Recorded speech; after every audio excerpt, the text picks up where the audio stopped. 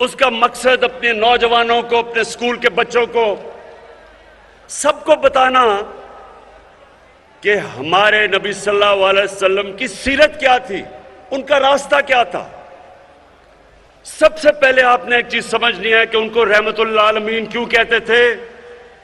क्योंकि अल्लाह ने कहा था वो सब इंसानों के लिए, सिर्फ मुसलमानों के लिए नहीं, सब इंसानों के लिए रहमत बन के आए थे। उन्होंने मदीना की रियासत में इंसानों को इकट्ठा किया था। उसमें ईसाई भी थे, उसमें यहूदी भी थे, उसमें काफिर भी थे। उन सबको उन्होंने, इंसानों को इकट्ठा किया था एक नजरिए पे। और वो नजरिया ये था मदीना की रियासत में कि सबसे पहले रियासत में अदल और इंसाफ होगा। रियासत इंसानों को एक ही कानून सब इंसानों को रखेगी, यानी कि ताकतवर और कमजोर एक ही कानून, कानून की हुक्मरानी, इंसाफ। दूसरा रियासत में असूल था इंसानियत। फलाही रियासत दुनिया की तारीख की पहली फलाही रियासत बनी थी। और तीसरी खुददारी, कि वो रियासत एक आजाद रियासत थी। और इन तीनों के ऊपर भी मैं बात करूंगा, लेकिन उन्होंने उससे अवाम के लिए, अल्लाह ने मदीना की रियासत में जो कुरान की आयत थी, अमर बिल मारूफ व नही अनिल मुनकर, अल्लाह ने इंसानों को कहा कि रियासत की तो जिम्मेदारी इंसाफ देना, खुददार कौम, इंसानियत, फलाही रियासत, लेकिन अवाम की जिम्मेदारी क्या थी कि तुम अच्छाई के साथ खड़े होगे और बुराई के खिलाफ जहाद करोगे।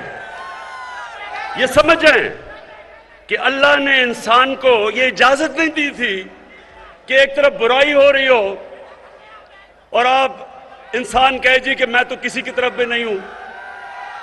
ये मैं 25 साल से अपनी कौम को बता रहा हूं कि जब तक एक कौम बुराई के खिलाफ नहीं खड़ी होगी, उस कौम में बुराई बढ़ जाएगी, वो कौम आगे नहीं बढ़ेगी। जब एक कौम देखेगी कि जुल्म हो रहा है, जुल्म के खिलाफ नहीं खड़े होंगे, जुल्म बढ़ जाएगा। जब एक कौम देखेगी कि करप्शन बढ़ रही है और कौम कुछ नहीं करती, तो माशरे में करप्शन बढ़ जाएगी। जब हम आप देखते हैं कि माशरे में सेक्स क्राइम बढ़ती जा रही है, बच्चों से ज्यादतियां, रेप, ये माशरा इसका मुकाबला करता है। तो मैं सबसे पहले अपनी कौम को यह बताना चाहता हूं कि मैं 25 साल से अपनी कौम में तबलीग कर रहा हूं कि आपके ऊपर फर्ज है कि हम सब, अगर हमने अजीम कौम बनना है तो हमें सब अच्छाई का साथ देना है। हम जब देखें कि मुल्क के नामवर करप्ट लोग, मुजरिम, अदालतों में जिनके केस, वो जब सब खड़े होके एक तरफ कोशिश करते हैं कि मुल्क की रियासत को गिराने के लिए, पैसा चलाने के लिए, लोगों को खरीदने के लिए, चोरी के पैसे से लोगों के जमीर खरीदने के लिए, तो रियासत की जिम्मेदारी होती है इसके खिलाफ आवाज बुलंद करना।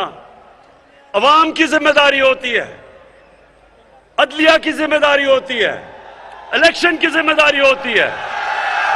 कौम मुकाबला करती है इसका। मैं नौजवानों मगरिब में अपना बड़ा टाइम गुजारा क्रिकेट की वजह से। आप यकीन करें कि उनकी जमहूरियत के अंदर किसी की जुर्रत नहीं हो कि वो किसी एमपी के ऊपर, मेंबर ऑफ पार्लियामेंट का जमीर खरीदने की कोशिश करे।